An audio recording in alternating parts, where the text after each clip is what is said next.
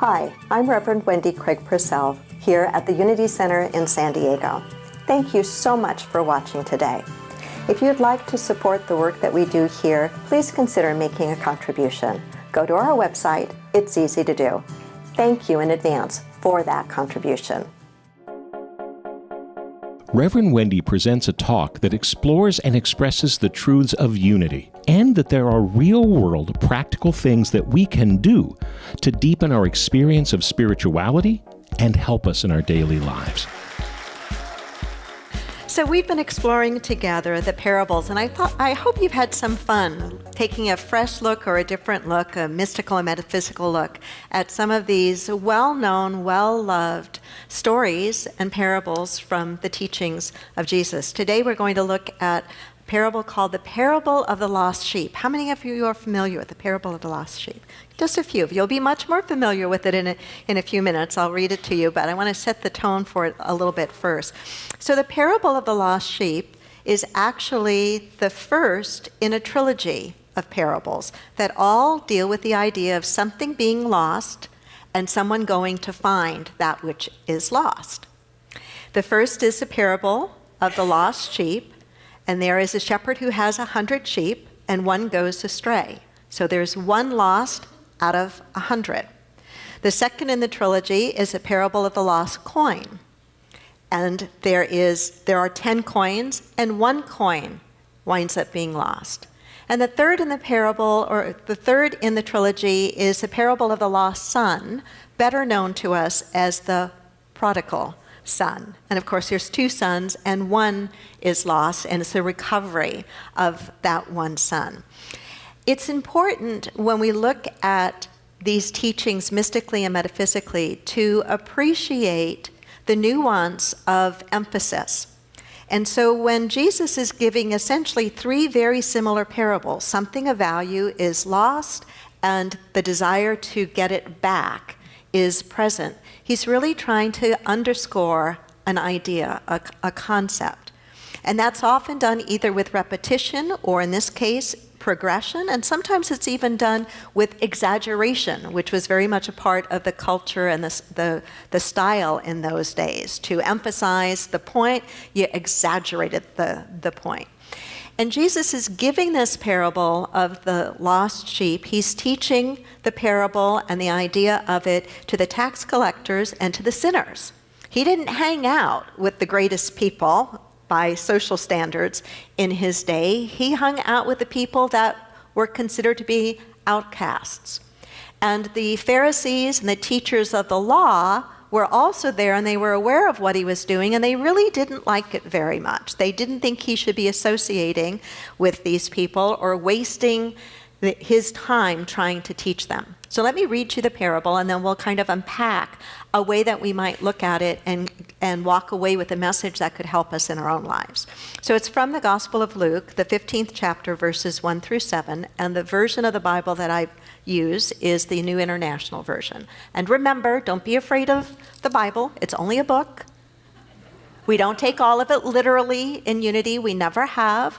We are principle-based, and we see the Bible through mystical and metaphysical eyes as really describing to us our journey of awakening, our journey from separation, the feeling of separation from God, to the feeling of oneness with God. So here's the parable. Now the tax collectors and sinners were all gathering around to hear Jesus.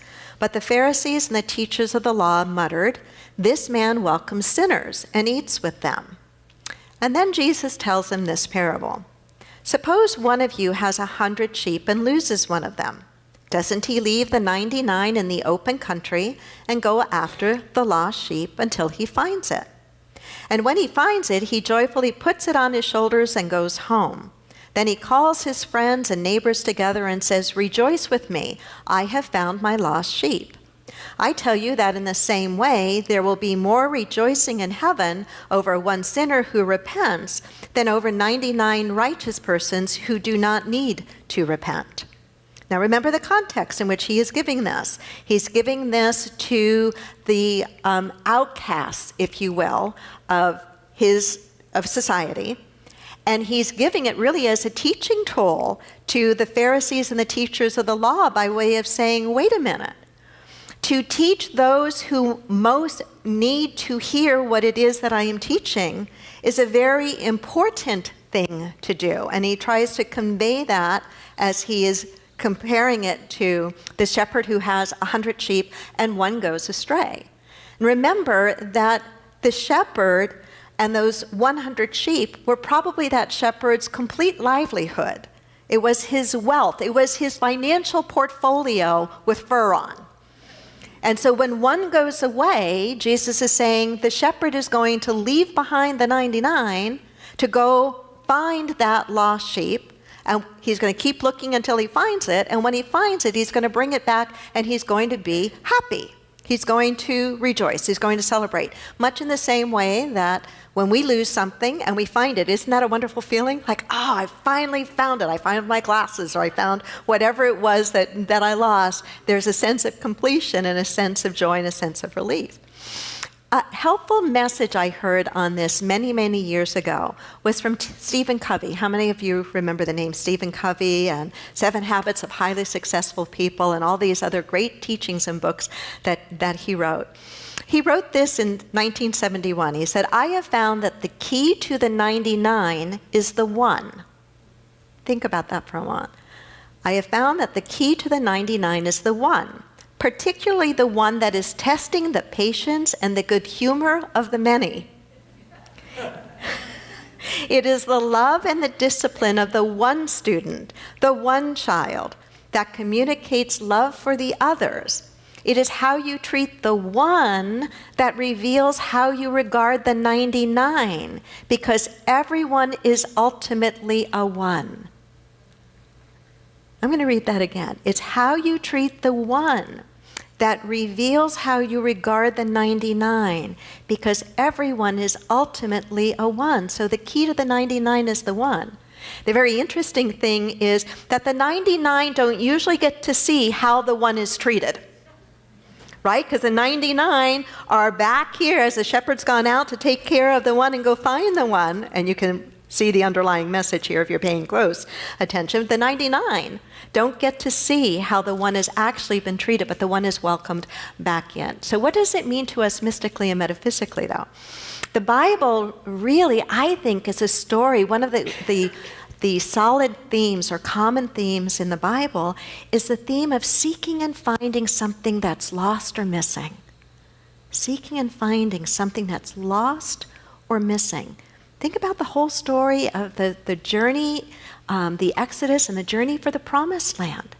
It is a journey, it is a seeking and a looking for what's been lost or what you don't have. And the joy or the satisfaction when you finally are able to bring that into your life experience. Very true of this particular parable, the parable of the shepherd. 100 sheep, one goes astray. He comes and he looks for that one. The seeking and the finding of that which is lost. The seeking and finding of that which is lost today for so many of us is a conscious awareness of the presence of God within us. For many of us, and I certainly can appreciate and understand some of the reasons, for many of us we've become so disillusioned with church or with religion that we've thrown the baby out with the bathwater. We've thrown God or whatever you call the one presence and power out with the bathwater. We say, I'm done with all that stuff.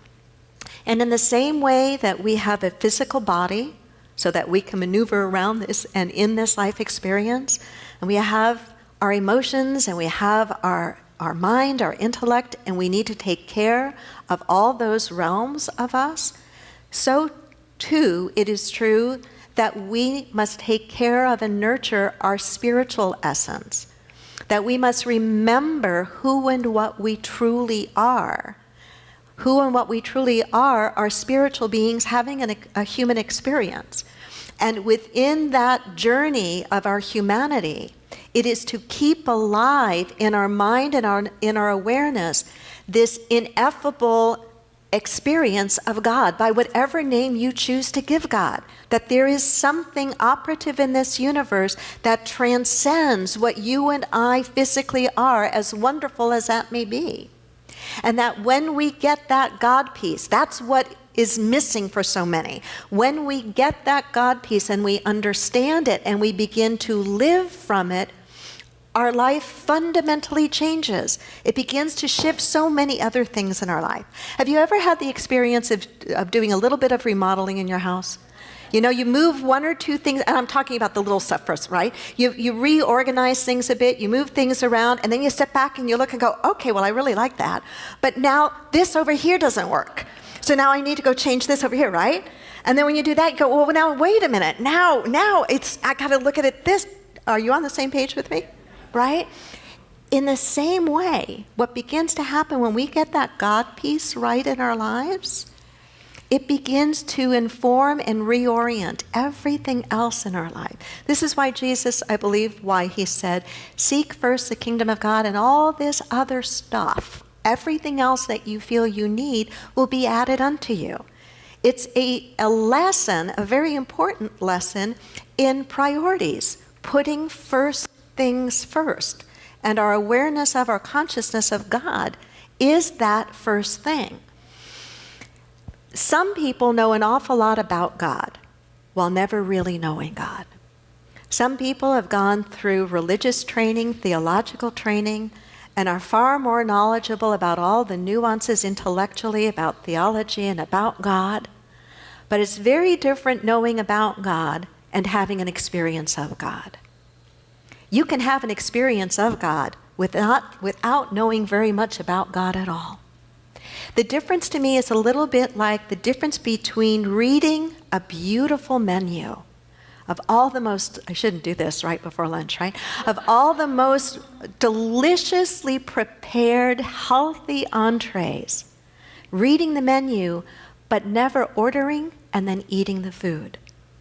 To read the menu and be enamored of the menu is to know about God. To know God is to take into your very essence that food, that nourishment. It reminds me of the Samaritan woman who came to the well to Jesus to draw water. And culturally, Samaritans and Jews were to have no interactions with each other. And yet he says to her, in essence, you're seeking water, but I give you living water. What he was speaking of mystically is a living water of spirit. It is the one thing to go look for. It is the one thing to cultivate. It is the one thing to develop. In his book, Learn to Live, The Meaning of the Parables, Irvin Seal, this is an old book. Irvin writes about what the sheep and what the shepherd represent. And I want to share some of that with you and talk just a little bit about it. He says the sheep and the shepherds are symbols of the spiritual mind. So now put it in a metaphysical context. The sheep and the shepherds are symbols of the spiritual mind. The shepherd represents the chief belief or dominant conviction of the mind. The chief belief or dominant conviction of the mind. And that chief belief or dominant conviction of the mind shepherds all the other thoughts, moods, and attitudes. And so pause point here would be to ask yourself on a consciousness level, what is the chief dominant belief or thought in your mind? One very simple way of answering that question is to answer it, do you basically believe that there is a presence and power called God that operates in and through the universe toward the highest good of all concerned? In other words, making it really, really simple, do you basically believe that life is good? I'm not saying that everything that happens on a day-to-day basis feels good, but do you essentially walk through your life experience believing that the energy of life itself is basically good? Or do you walk through your life experience basically believing the energy of life is not good? I believe it was Einstein who said one of the most important questions you can ever ask of yourself and what drives your life experience is, do you believe that you live in a benevolent or a malevolent universe? That is the shepherd in your mind, so to speak, right? I can absolutely say that I believe that I live in a benevolent universe. I don't always like everything that happens in my life or around me or even in the world. But I believe that life is rigged in the favor of the good, that there is a force for good and you and I can use it. And so that dominant thought, that shepherd in my mind, if you will, is always going to go out and make sure that those random thoughts that are unlike it are brought back into the fold of that one principle and that one idea. Now contrast it to someone who believes just the opposite. Their shepherd, their dominant thought is that the universe is malevolent, that basically life is not good, that there is a force not for good but a force for evil. Do you think that the way that they look out through their life experience and the general flavor of all the other thoughts that they have, the way they interpret everything else in their life, do you think that's going to be different than the person who shepherd believes I live in a benevolent universe? Is it going to be different? Absolutely. You could put those same people smack in the same job or the same problem or the same relationship or the same health challenge or the same loss or the same opportunity, and they are going to experience it completely differently. And the difference is not the experience, the difference is not the external, the difference is the what? The internal, the internal. Seal writes, in all of our life there is only one thing to seek for and only one thing to find, and that is the consciousness of God's presence. Take that in for a moment. In all of our life there is only one thing to seek for and one thing to find, and that is the consciousness of God's presence. Let's make it real as I begin to wrap this up. Let's make it real. I'd like you to think about a difficult situation you might be in your life right now. Okay? Don't make it too dramatic. You know what it is. You don't have to fill it out in too much detail, but just let it be in your awareness for a moment. And now, take this thought in and ask yourself what it might be like if you were to do this in that situation. In all of our life, there is only one thing to seek for.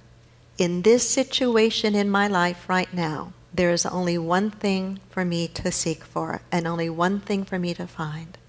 And that is the consciousness of God's presence in this.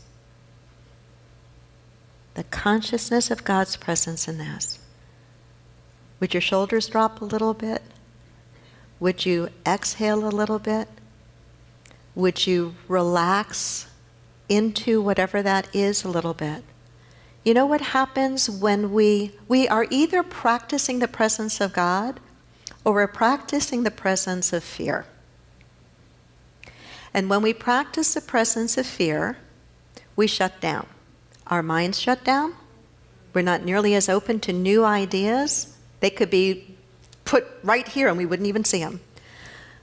When we are practicing the presence of fear, we are mentally shut down, emotionally shut down, physically shut down. It's as if we have put this huge barrier up where nothing good can come in. We are either practicing the presence of fear or we are practicing the presence of God.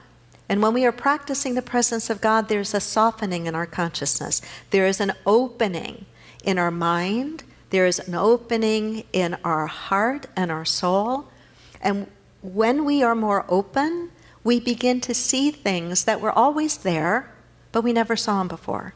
We begin to recognize ideas and truths and principles and opportunities that were always there, but we never saw them before because we were locked in this place of fear. In all our life, there is only one thing to seek for and only one thing to find, and that is the consciousness of God's presence. As I close, I want to remind us of some words that we use in Unity quite frequently, and they are the words to practice the presence. Say that with me. To practice the presence. If we just took that as a mantra into our day-to-day experience when things get a little crazy, a little scary, or a little challenging, if we were just to use those words as a mantra, I choose to practice the presence here and now, we would begin to see that we show up in a very, very different way. And to the degree that we practice the presence, to the degree that we practice putting God first in our thoughts, in our decisions, and in our actions, to that degree, we will begin to experience much greater love, much greater joy, much greater abundance in our life without making any of those things the object that we're going for. They will be naturally attracted to us. So once again, let me read those words to you from Irvin Seal. In all of our life, say it with me and after me. In all of our life, there is only one thing to seek for. There is only one thing to seek for, and only one thing to find, and only one thing to find, and that is the consciousness of God's presence. And that is the consciousness of God's presence. May those words live inside you this week and influence whatever is up for you this week. Namaste. Thank you. Thank you.